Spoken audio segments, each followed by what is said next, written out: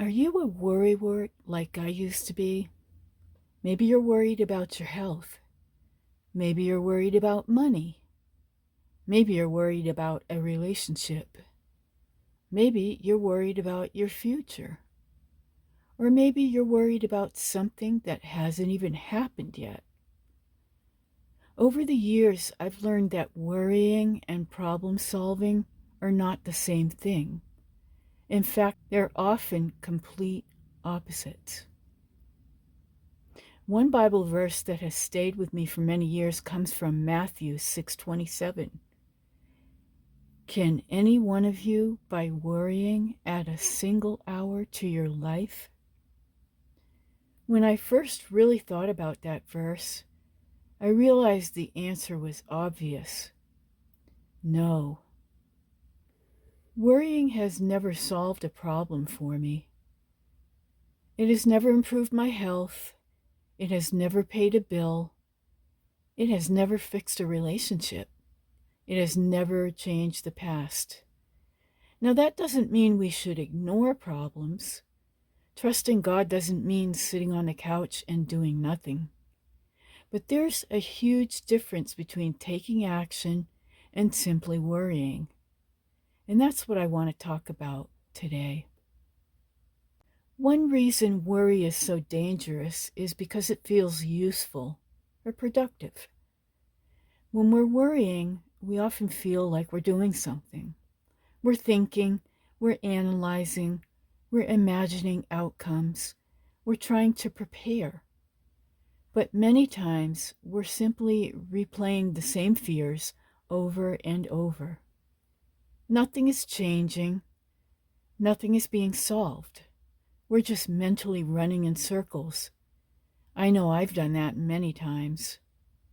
And eventually I realized something important. Worry gives us the illusion of control. It makes us feel as though we're accomplishing something when we're actually stuck. One of the biggest lessons I learned about worry came from a relationship I had when I was younger. I dated the same young man for 5 years, from the end of high school through college. I loved him very much, and if I'm being honest, I had already planned our future in my mind. He wanted to join the Air Force. I imagined we would get married. I imagined traveling all over the world and teaching ESL wherever we were stationed. I imagined having children. I imagined growing old together. As far as I was concerned, our future was already mapped out. Then, after 5 years, I finally asked him where our relationship was going. His answer shocked me. He said, "I don't think time warrants commitment." I was absolutely floored, hurt, upset. I had spent 5 years assuming marriage was in our future. To discover he wasn't even thinking about it was devastating. Later, I learned that his father had advised him, "Don't marry the first one that comes along." That made me angry. I felt like someone had stolen the future I thought I was going to have. To make matters worse, my own father had said something that hurt deeply. He told me, "He'll never marry you because who wants a cripple?" At that time, I was not disabled yet, but I had a spinal birth defect that would make me limp a little bit. So at the time, I was determined to prove him wrong. I believed my boyfriend loved me enough to marry me. After all, he always acted like he did. But he didn't. And suddenly, the future I thought was guaranteed disappeared. After that relationship ended, I worried constantly. Had I wasted 5 years? Would I ever get married? Would I ever have children? Had I completely misunderstood the relationship? Was my father right? What was going to happen to me now? Those thoughts ran through my mind over and over and over. Maybe you've experienced something similar. Maybe it wasn't a relationship. Maybe it was a job. Maybe it was a dream. Maybe it was a plan that suddenly fell apart. When that happens, our minds naturally rush into the future. We want answers immediately, but often there are no immediate answers. And that's where worry loves to move in. One thing I've learned is that your body often doesn't know the difference between an actual crisis and an imagined one. When we replay worst case scenarios over and over, our bodies react. We lose sleep, our muscles become tense, our hearts race, we feel exhausted. The strange thing is that the event we're reacting to may not have happened. We're experiencing stress over possibilities. I spent many nights worrying about futures that never happened, and my body paid the price. That was when my stroke happened, which you can learn about in my first podcast episode entitled Darkness Doesn't Always Come from the Sky. So eventually I realized I needed a better way to handle uncertainty. One exercise helped me more than almost anything else. I began asking myself, what's the worst that could happen? Most people don't like that question. But then I added a second question. If that happened, what would I do? The second question changed everything, because now I wasn't just worrying. I was planning. I was problem solving.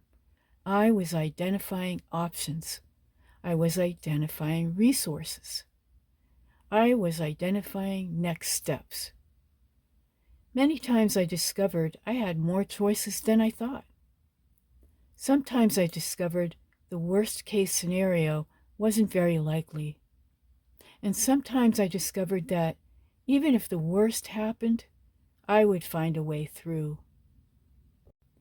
This became one of the most important questions I've ever asked myself. Am I worrying or am I problem solving? Worry sounds like this. What if? What if this? What if that? Problem solving sounds different. What can I do?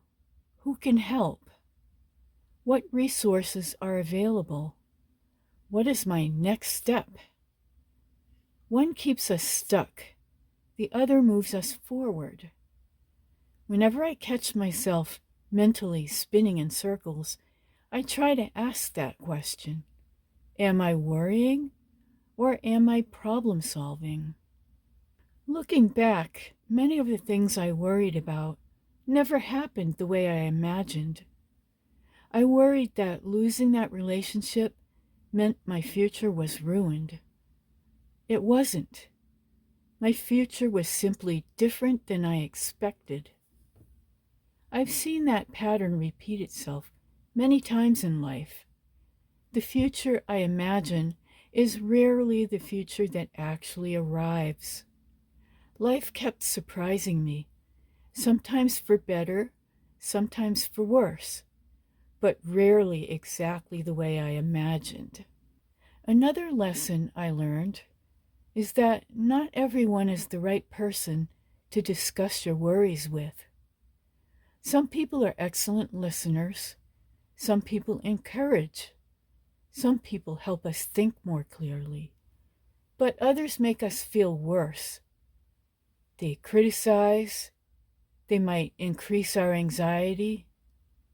So over time, I learned who I could talk to and who I couldn't. Sometimes a trusted friend helps. Sometimes a family member helps.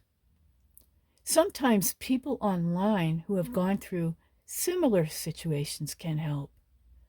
I especially love the advice people give on the website Quora, Quora.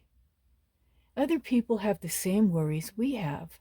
So one thing I've learned is that we're often not nearly as alone as we think we are. So what is the lesson? The lesson isn't that bad things never happen. Sometimes they do. The lesson isn't that life always goes according to plan. It doesn't. The lesson is that worrying rarely improves the outcome. Action helps. Planning helps. Prayer helps. Writing helps. Talking to wise people helps. Learning helps.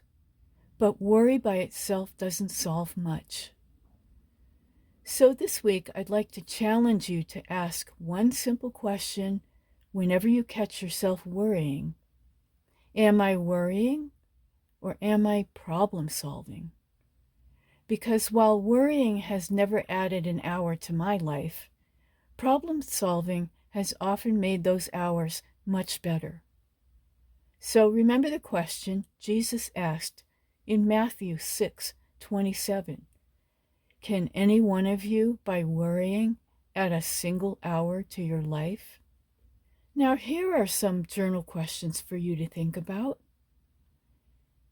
Number 1, what are you worrying about right now? Number 2, what evidence do you have that this worry will actually happen? Number 3, what's the worst that could happen? Number 4, if it happened, what would you do? Number 5, are you worrying or problem solving? Number 6, who helps you feel calmer and more capable? Number 7, who tends to make your worries worse? Number 8, think about a major worry from 5 years ago or even a year ago. How did it actually turn out? And the last one, number 9, what is one action you can take today regarding something that concerns you? Well, that's it for today. I thank you for listening. I hope if you've got some worries, I've given you some exercises that can help get you into a more action-oriented solution. And this has been Barb at Self-Help FAQ. So if any of this has resonated with you, please pass it on to someone who might need to hear it. Have a great rest of your day, and I'll see you in the next episode.